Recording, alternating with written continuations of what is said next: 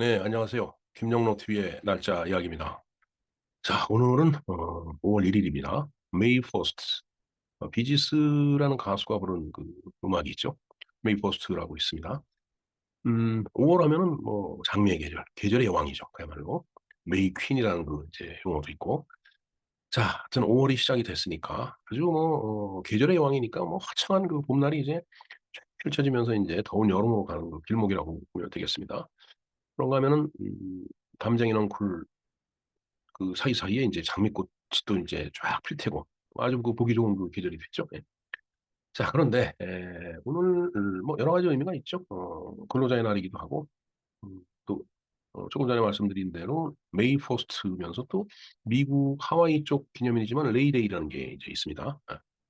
이따가 잠깐 말씀을 드리겠지만은 하여튼 그 5월이 시작 이제 됐으니까 5월 한 달 잘 준비하시고 정말 보람찬 그 시간을 만들어 가시기를 당부드립니다. 음, 자, 5월 1일은 이제 우리나라에 있어서 어떤 그 이제 역사가 있나 이제 한번 살펴보았습니다.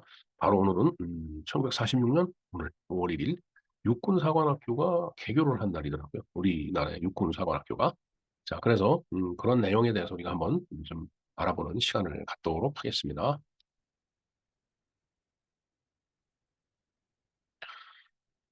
네, 육군사관학교 개교. 그런데 이제 이 보면은 그 46년 5월 1일, 그다음에 51년 10월 30일 이렇게 이제 두 가지 날짜를 적어놨거든요. 이 두 날짜가 다 나름대로 그 이제 의미가 있습니다. 46년 5월 1일이라고 하는 것은 이제 해방이 되고서 뭔가 군 조직이 있어야 되겠다 싶어 갖고서 이제 창설된 어, 그 국방경비사관학교. 이것을 이제 육사의 전신으로 보는 거죠. 이제 그런 의미에서는 육군사관학교 개교일이 이제 5월 1일이 이제 맞습니다. 그런데 이제 51년 10월 30일은 이건 이제 4년제로 이제 전환이 된 그 시점을 이야기를 이제 하는 거죠. 그 내용을 한번 좀 보도록 하겠습니다. 자, 육군사관학교 개교 역사를 한번 보겠습니다. 미 군정에 의해서 1945년 12월 5일 군사영어학교가 개교를 이제 했습니다. 어, 45년 8월 15일 날 사실은 그 이제 해방이 되고, 그 9월 달에 이제 미군이 들어왔죠. 미군정이 이제 그 설치가 됐는데, 아무래도 그때까지만 하더라도 이제 조선이라는 나라는 일본의 지배에 있었고, 이제 생소했기 때문에 뭐 영어 통하는 사람도 좀 필요할 거고, 그러니까 이제 미군정 필요에 의해서 그해 12월 5일 날 군사 영어 학교가 이제 개교가 된 거라고 봐야 될 것 같습니다.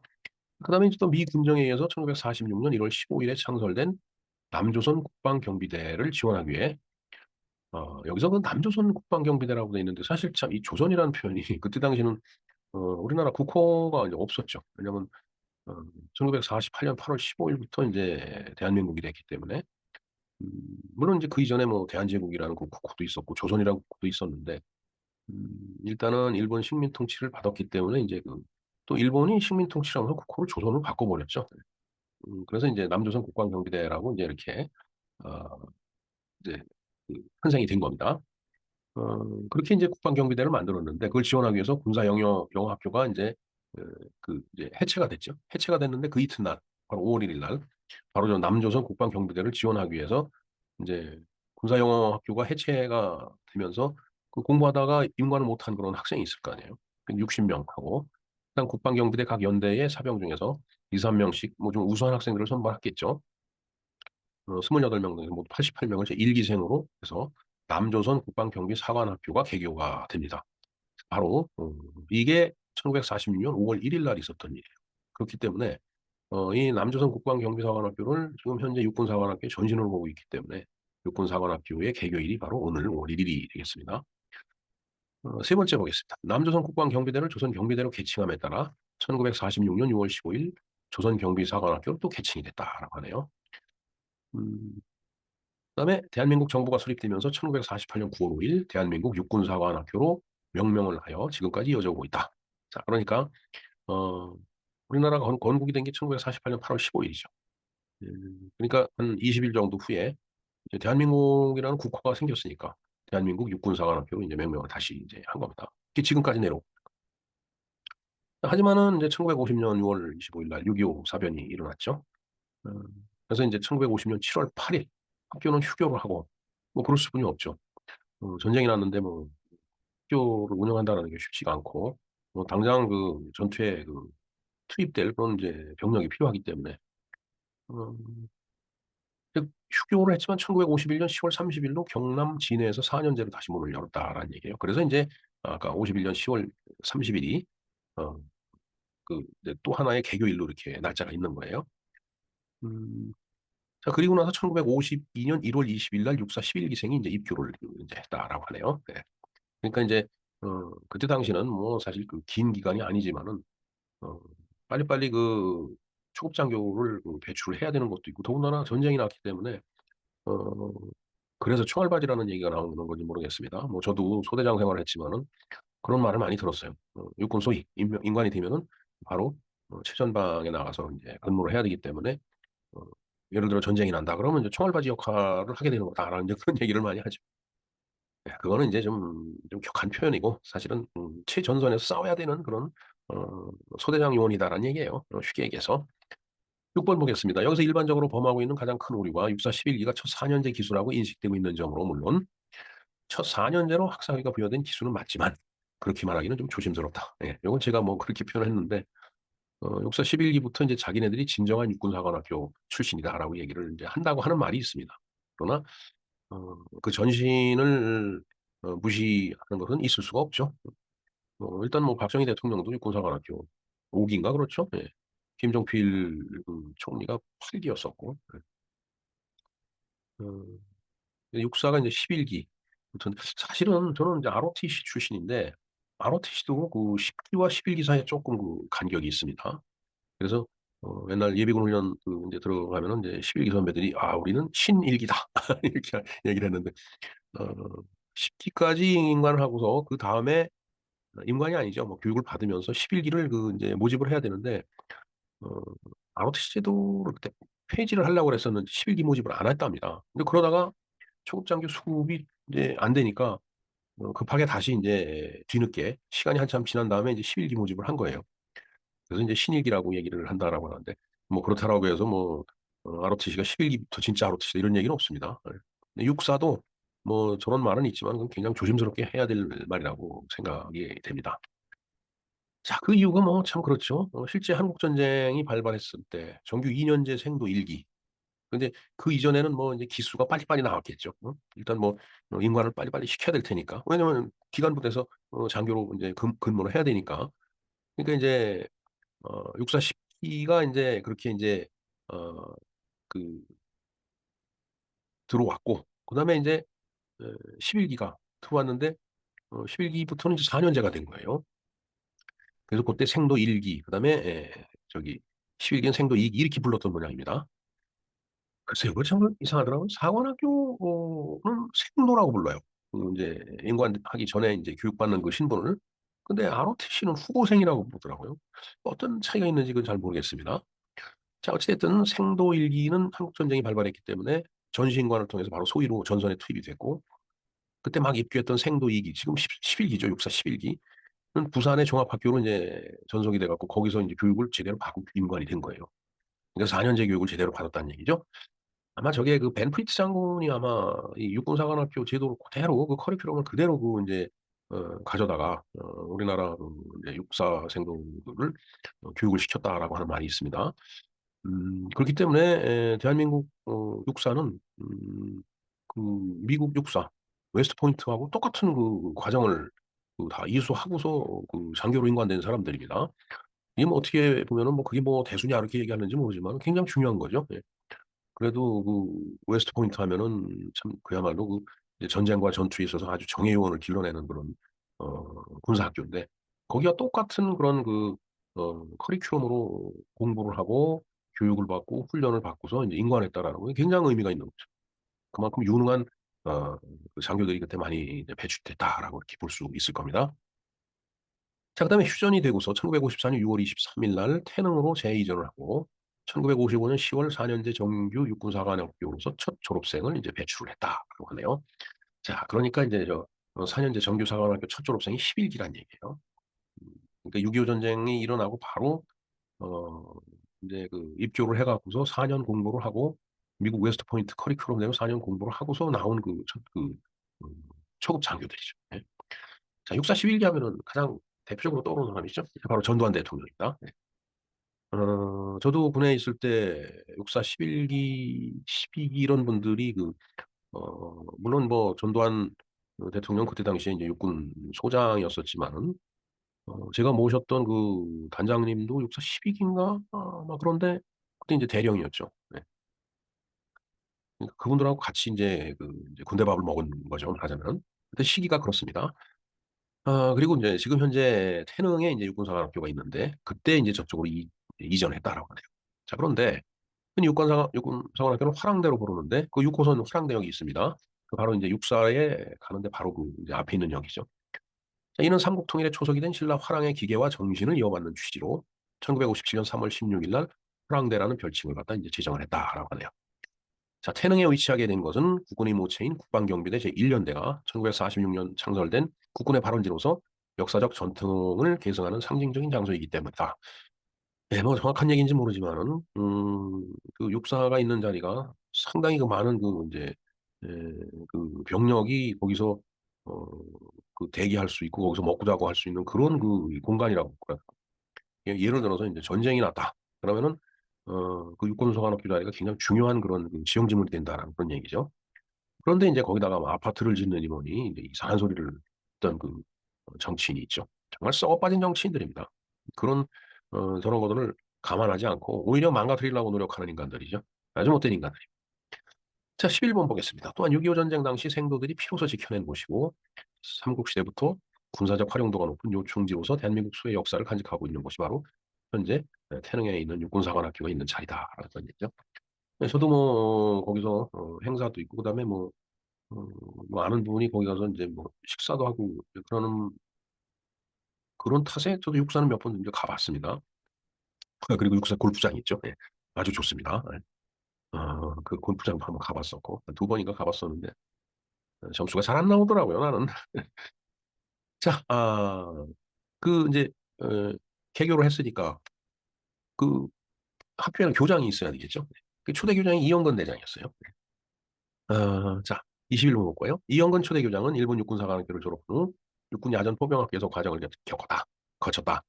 육군 포병 대위로 복무하다가 해방을 맞이한 후로 군사영학교에 입교를 했고 수료 후 군번 1번을 부여받아 국군 최초의 대위로 임관이 됐다. 처음부터 대위로 임관이 됐다. 뭐 그때 당시에는 뭐 일본 육군사관학교는 이미 나왔으니까 또 거기서 복무한 경력이 있으니까 이제 어, 그렇게 이제 그 계급을 부여했겠죠. 네. 1940년 5월 1일 초대 남조선 경비사관학교의 교장이 되었다. 바로 5월 1일 오늘입니다. 이력을 볼까요? 충남 공주 출생입니다. 예, 저 부분에 대해서 좀 이따 한번 좀 드릴 말씀이 있어요. 1942년 일본 육군사관학교를 졸업하고 포병 대위로 복무하다 태평양 전쟁이 종전을 했다. 그래서 어 이제 그 경비사관학교에 입교를 해갖고 이제 그 군번을 1번으로 부여받아갖고서 이제 대위인관이 됐다는 얘기를 앞에서 말씀드렸죠. 예. 1946년에 조선 경비사관학교 교장을 맡았고 국방경비대 총사령관 겸 육군사관학기장, 통의부 참모총장, 제8사단장을 역임을 했다라고 했네요. 6.25 전쟁이 터진 1950년 6월 제2사단장으로 부임을 했고 1951년 9월 휴전회담 당시 한국 측 대표를 맡았었다라고 하네요. 예, 사실 6.25가 이제 3년을 끌었죠. 근데 치열하게 전투를 한 거는 사실은 이제 국토를 어, 북한 괴뢰군이 인민군들이 막 어, 밀고 내려와서 낙동강까지 가다가 우리가 또 초산까지 올라가고 이제 그랬던 것은 첫 1년간에 있었던 일입니다, 사실은. 그리고 나머지 2년간은 정말 그 전선이 고착화돼 가고 고지전 그런 거 보면은 참 그 전쟁의 비참함을 볼 수가 있는데 이제 그런 고지전 같이 그런 전투를 계속한 거죠. 서로 땅을 뭐 진짜 그야말로 한 채 더 이제 차지하기 위해서 고지를 뺏기지 않으려고 정말 전력 투구를 다 했던 그런 전쟁이었죠. 예. 네, 1956년 9월 제9대 육군 참모총장이 되었으며 백선엽 정일공과 함께 1950년대 군 주축 세력으로 활약을 했다. 1959년 8월 대장으로 전역을 했고 62년 7월 25일 날 영국 대사, 그다음에 67년 9월 달에 이제 돌아와서 그다음에 필리핀 한국 대사를 이제 지냈네요. 네. 자, 여담을 한번 볼까요? 네. 창씨기명 당시의 이름은 마스야마 다케오입니다. 마스야마. 네, 그렇죠. 예, 저 소나무 송자가 맞습니다. 산이 야마고요. 마스야마 다케오인데 음, 근데 저때 당시에 그 태어난 사람들은 어쩔 수가 없어요. 뭐 저희 아버지 어머니도 다 일본 이름이 있었습니다. 뭐 그걸 그렇게 자랑스럽게 얘기를 하시진 않았지만은 저희 어머니가 치매가 이제 와갖고 어, 참 돌아가시기 몇 달 전에 마치 그 기억이 어렸을 때 그 일제시대 때 살던 그 어린 시절로 돌아갔는지 어, 어느 날 그 요양병원을 갔더니 저희 어머니가 저를 보고 와다시와 가네다 에이슈 데스 뭐 이러더라고요. 그래서 이 가네다가 그게 그 창씨 개명이 된 거예요. 그러나 어쩌겠어요. 뭐 태어나서 보니까 뭐 하늘이 일제 하늘인 걸. 참 비참한 얘기입니다. 뭐 근데 그걸 놓고 또 헐뜯는 것도 저는 그렇게 달갑지 않아요. 그럼 그때 당시에 선택이 아무것도 하지 말고 죽었어야 돼. 그게 옳은 건지.